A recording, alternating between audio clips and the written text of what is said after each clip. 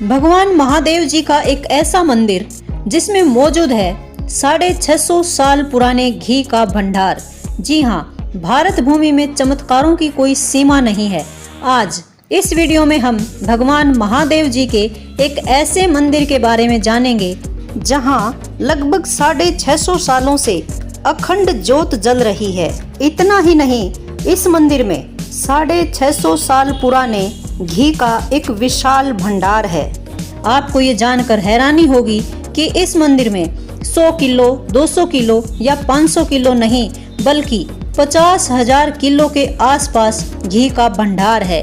अब ये मंदिर कहाँ है, यहाँ पर इतना घी क्यों है और कैसे इसको स्टोर करके रखा गया है, अखंड ज्योत का राज क्या है, आइए जानते हैं इस वीडियो में। कामनाथ महादेव जी का ये मंदिर स्थित है गुजरात के गांव राधू में, जो कि वात्रक नदी के तट पर स्थित है और इसके पास ही 5 नदियों का संगम भी है।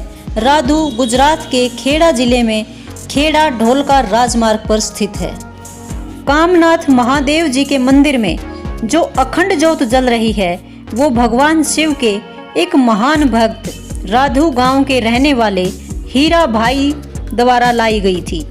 भगवान शिव के दर्शन के बाद ही हीरा भाई कुछ भोजन वगैरह ग्रहण किया करते थे।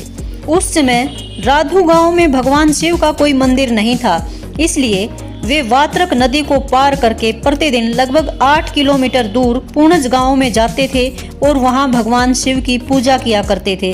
उन्होंने लंबे समय तक इस नियम का पालन किया, लेकिन 1445 में वात्रक नदी में भारी बाढ़ आ गई थी, इसलिए वे भगवान शिव के दर्शन करने के लिए पूर्णज के लिए नहीं जा सके और 8 दिनों तक बिना भोजन किए उन्होंने उपवास किया। इसके बाद भगवान शिव ने उन्हें सौपन में आकर कहा कि एक पवित्र ज्योति पूर्णज से ले आओ और अपने गांव राधू में स्थापित कर लो। अगले दिन जब उन्होंने कुछ लोगों को अपने सपने के बारे में बताया तो वे सब पूर्णज गांव से पवित्र ज्योत लेने के लिए चल पड़े।